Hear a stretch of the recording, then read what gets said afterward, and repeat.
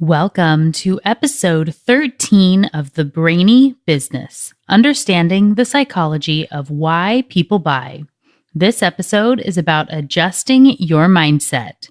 Ready? Let's get started.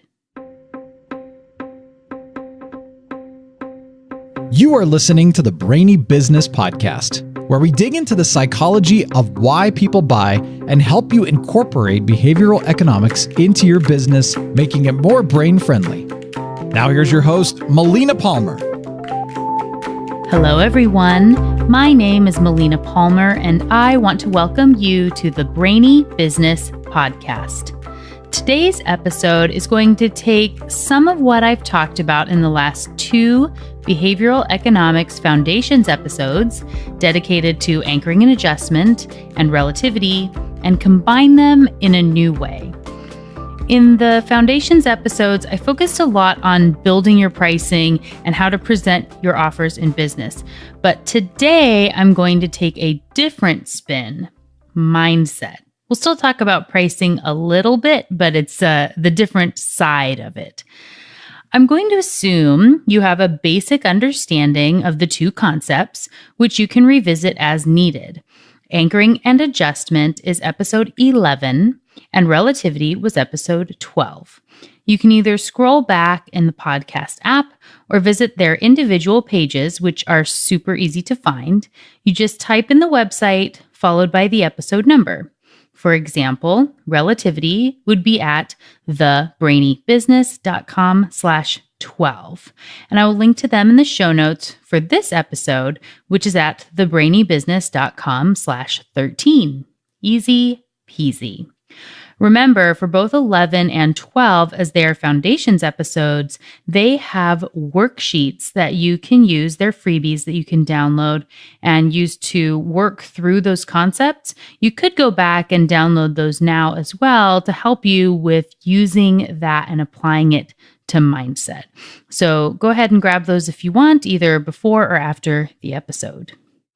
In case this is your first episode with me, in which case welcome, you can find the show notes within the podcast app you're listening to or by visiting thebrainybusiness.com/13. I don't reference the show notes every time something is linked there because there are a lot. And just know if I reference another episode or an article or study or anything that makes you think, I should look into that, check the show notes first because it's probably already linked there for you. Okay, on to mindset. I decided to do this episode because I've been noticing a trend with my clients and others I've spoken to recently, and I wanted to just dedicate an episode to this because it's so important. Everyone struggles with mindset issues from time to time. Whether you own your own business or work inside a larger company, mindset is a big deal. It can make or break you, and it always seems to creep up in some way or another. This could be the imposter syndrome, in which you feel like a fraud, as if you would be found out as not worthy, or that you don't actually deserve your job, your accomplishments, friends, family, etc. So, this is absolutely a real thing, and studies estimate 70% of people have felt this imposter syndrome from time to time. So, no, you are not the only one. This could also be a lack of confidence around pricing or your offering. People seem to re-encounter mindset issues whenever they enter into a new market or change their prices. It's totally normal. But I want to help you overcome a couple of aspects where your brain is contributing to this, and a simple shift can help you break out of that mindset problem. Sound good? Well, let's go ahead and dig in here. You've probably heard of a vicious cycle where you get stuck in a downward spiral and can't get out. Mindset can do that. Your brain fixates on small problems and makes them seem bigger, continually building on that negativity and fear to create a worse and worse problem that's hard to see beyond. But did you know it can go the other way too? Have you ever heard of a virtuous cycle? It's basically the same thing, but good piles upon good, making you better and better. One great example of this is the confidence competence loop. No matter how you slice it, confidence matters when it comes to sales. Being confident closes deals. And as you know from previous episodes, closing deals and sales are not necessarily about pricing. There are all these other areas, including change management, where you are selling even if no money changes hands. So there's this thing called the confidence competence loop. And here's how it works. As you get more confident, you gain competence, which makes you more confident and more likely to gain competence, and on and on. This is a virtuous cycle. In a real life example of this, let's say you have increased your pricing and it's now you're charging double what you were charging yesterday. Until you get someone to buy at that price, or a few people, it can feel really scary to say that number out loud. It doesn't mean it's the wrong price. It just means it is scary for you.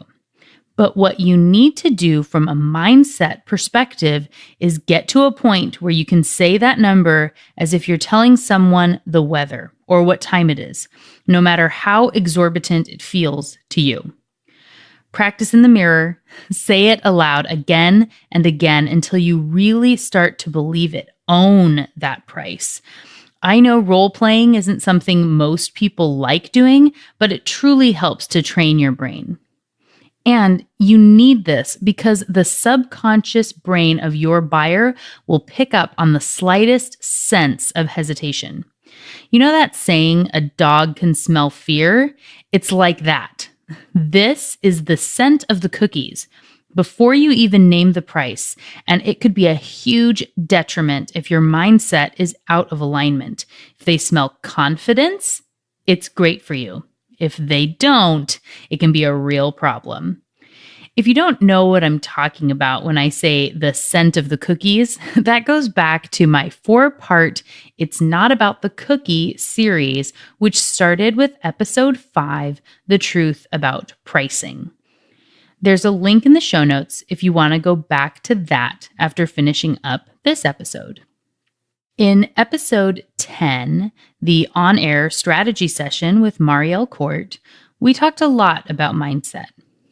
One of the things I mentioned to her was training I had when I started working at Alaska Airlines. I got the job there when I was 18 years old. I was the youngest in my class because you had to be 18 to get hired. And the job was working as a reservations agent. When you called to book a flight, I was the one looking up all the options and presenting them to you over the phone. While the internet was available for booking at that time, most people weren't comfortable booking flights that way yet. So a lot would still call in to speak to someone to help book those over the phone. My training for the airline was extensive and phenomenal, honestly. I believe it was 12 weeks of paid training with an additional 4 weeks of probational training on the phones, doing double jacking for any of you who've worked in a call center.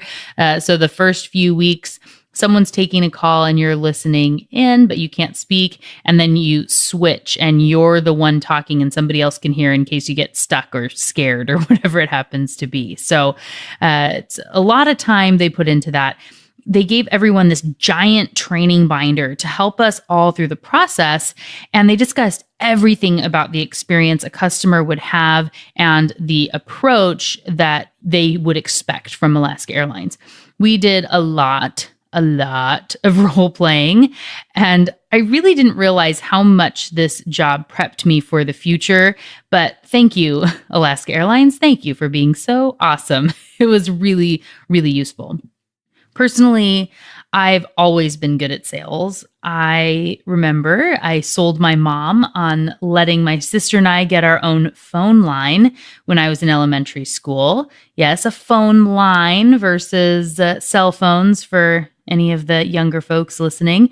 And yes, my presentation to my mom was a complete presentation with a flip chart of the main points and benefits to her if we were to get the phone line. Note, that was benefits to her if we were to get a phone line versus the complaint of, but I want my own phone line. I think I had points about how much time she would have to not worry about kicking us off the phone if her phone was always available.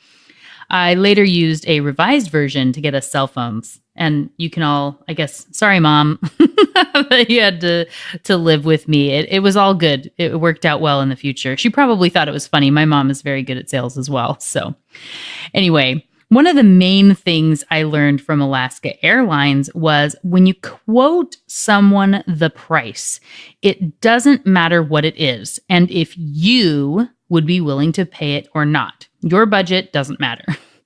You need to say whatever it is as if it's nothing and keep confident.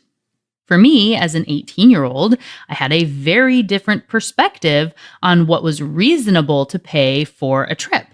And my confidence, or lack thereof, could greatly impact the close rate for the airline. Let's say I was quoting a fare from Seattle to Portland. I have just looked it up right now, here in the moment. And a first class ticket from Seattle to Portland is $150 each way. So it's cheap. You can drive it in about 3 hours. If for whatever reason, when I was working there, if I had gone through the search and found a flight that the customer wanted for much more than that, I still need to say it as if it's nothing. The price is the price. It's their choice whether they want it or not. In that case, when I worked at the airline, I had a script, which I would read over and over again all day, and it went something like this. This non-refundable round-trip ticket from Seattle to Portland, leaving on September 22nd at 8 a.m. and returning on September 23rd at 7 p.m., is based on a 7-day fare and will cost $5,748.68. Would you like to purchase that today? Say it with a smile and wait, as long as it takes. You may have noticed that price was almost $6,000 for something I'm telling you should be $300, but it's not my place. I smile, I wait. Even if in my mind I'm thinking, whoa, pay me $2,500. I'll drive you there right now. I will leave my office. I will pick you up. That doesn't come through in my voice. I am outwardly confident and calm. If I was to present it a different way and say, oh, it's $5,000. Are you sure you want to do that? I'm going to talk them out of that, whether it was a good deal for them or not. I don't know what their situation is. I don't know why they want that ticket. Maybe they want that flight for a very specific reason and price isn't an obstacle. That's not my place. And it's the same for you and your business. The other amazing set of pricing mindset I got when I was just starting to work at the advertising agency right out of college truly impacted me. I have been very lucky over the years to have some really amazing insights that helped shape my mind about this. This was my first agency job, the first time I was working with billable hours, and it was a bit crazy for me to look down at a bid sheet and have people paying $85 or $100 an hour for my time. Many people within an agency would discount. On the back end, you would look and be setting up the monthly billing for a client and start to cut here or there to make it feel more palatable. But that was for them. It was about them wanting it to feel palatable when they were presenting it versus the client asking. So people would do this even if the client didn't ask them to. This is a mindset issue. And if you're doing that in your business now, stop. Don't do that. And it can take some getting used to it. It takes a lot to get over it, but know that you've been quoted for a reason and your time is worth whatever it's worth. So unless there's a very specific reason, like you agreed to a price in advance and you went over, so if you quoted a flat fee, then, too bad, know better for next time. Or perhaps if you were learning something and it took you longer than it should have, then it makes sense to cut down on price, but those should be taken into account. If you're discounting like that and cutting things before you present invoices every time, you should be looking at mindset. Anyway, I remember sitting down and having a conversation with the receptionist who also did a lot of the accounts payable and accounts receivable. Her name was Liz, and she was the sweetest woman. I feel like she was the grandmother of everyone in the office. I used to love and sit and chat with her, sort of a morning routine, especially on Mondays. I would sit and talk with her for a few minutes. I don't remember the context of how this came up, if I had said something specifically or she could just sense it in me, but she said some of the wisest words I have ever heard, and they've stuck with me to this day. She said, "Always remember, Melina, you are worth your hourly rate. It was chosen for you for a reason, and never doubt that you are worth every penny of it. Because you absolutely are." Wow. It makes my heart full even when I think about it today, over 10 years later. And you need to know that too. Whatever your hourly rate is, you are worth every single penny of that. You bring so much value into this world. It's amazing.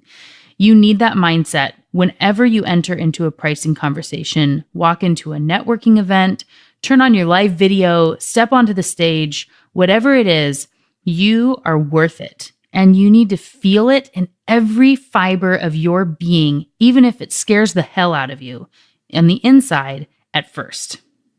Now that I've laid that foundation of mindset for you, I want to talk to you a little about the behavioral economics of mindset, specifically with anchoring and adjustment and relativity.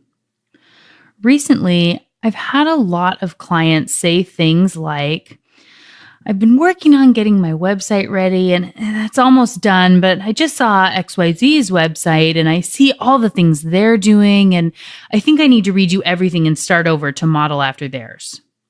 Or, "I know I should be doing live video, but I'm not as good on camera as all those other people doing it. I need to keep planning behind the scenes and get used to seeing myself on camera and look into getting lighting equipment and hire an editor to compete with people like ABC." So here's the problem. You've set the wrong anchor. In our social media world, we are able to see all the amazing posts and achievements in our face every day, and we are exposed to more content than ever. It's easy to look and say, that's the standard, and until I meet that minimum, I can't launch my new business approach or raise my prices or pull the trigger on my website. And in a space where you're working inside of a business, it could be asking for a raise or applying for a new job or whatever it happens to be, asking for more budget, all sorts of things.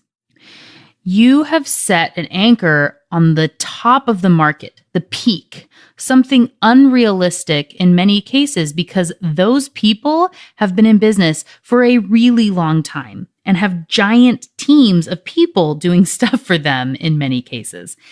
And because the people who have the money to pay lots of others to produce their content also have the money to pay for lots of ads, that is what you see in your feed constantly, which creates your vicious cycle and keeps you stuck in this "I'm not ready" phase. For all you perfectionists out there, I get that this is going to be hard for you. I'm a recovering perfectionist myself. I get it. I understand. But trust me, there is no such thing as perfect. Good enough is better than most. So, you need to reset your anchor and relativity points. You've set the high anchor on your mind at this ultimate, the place you want to be in 2 or 5 or 10 years if you really focus, and adjusting down to a level you think you can accept or that your clients will accept today that's keeping you stuck. Do you know instead what your anchor should be? I'll give you a second to think on it. That's right. What are you currently presenting to the world while you are waiting for perfection? If you are in the process of starting a new business and waiting to put your logo out there and print business cards or launch a website and have had a work in progress page up for more than a month while you've been fiddling, the answer is still nothing. People are getting absolutely nothing from you right now. That should be your anchor, not this amazing thing that you could do someday, not the top of the market, but what people are really, truly experiencing with you right now. Instead of looking at the green grass somewhere else, take a look at your own yard. And know any website is better than none. My same small steps approach to marketing, sales, and messaging applies to mindset as well. It's better to take one small step each day than to sit and dwell on the big picture. Once you put it out there, once you take a step, you will have gained a little more competence, which will help with your confidence. Then you will gain a little more competence and up and up.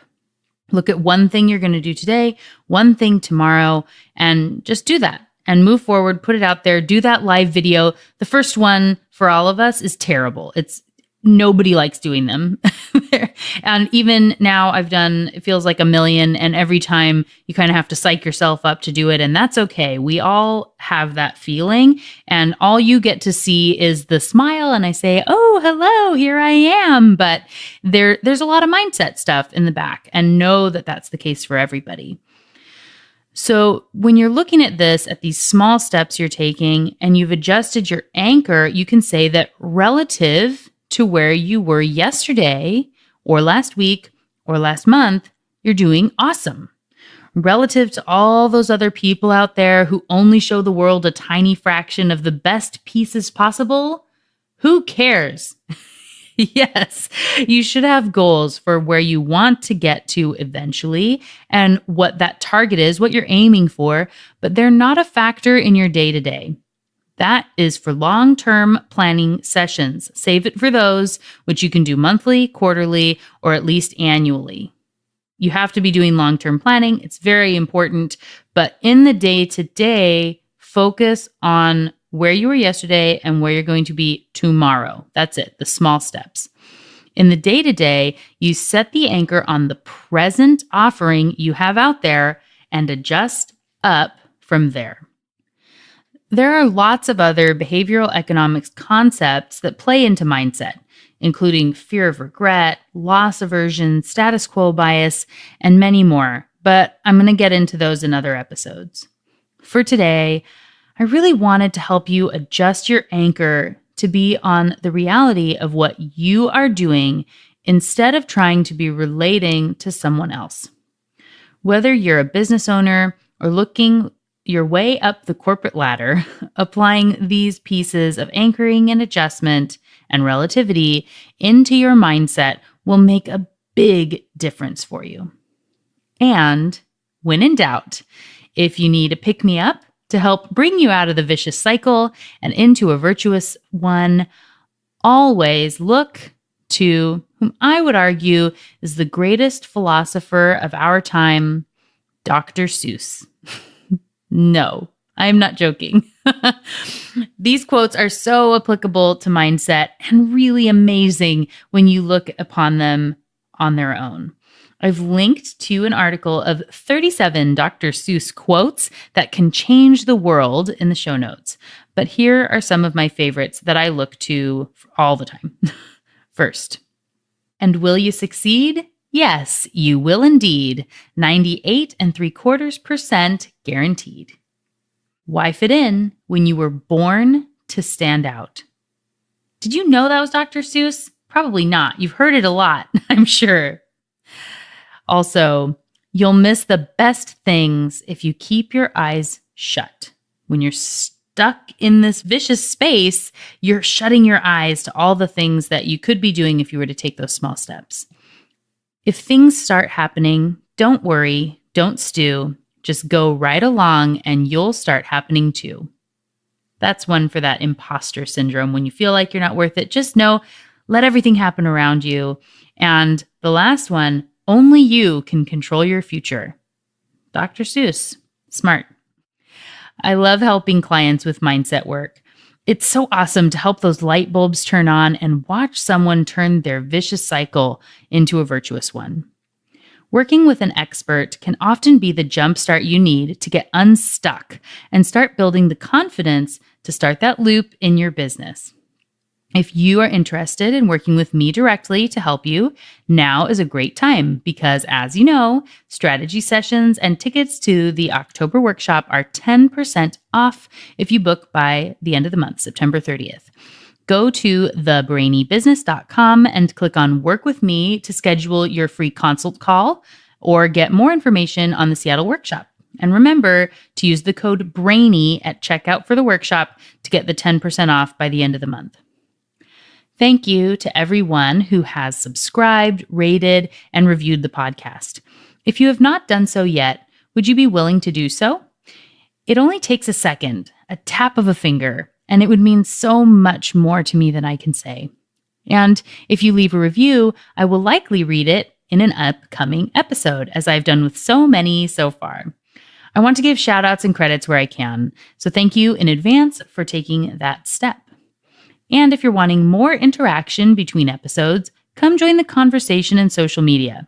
Follow me on Twitter or Instagram and like the Facebook page and start chatting. I'm the Brainy Biz on social. That's B-I-Z, not the full word of business like the website.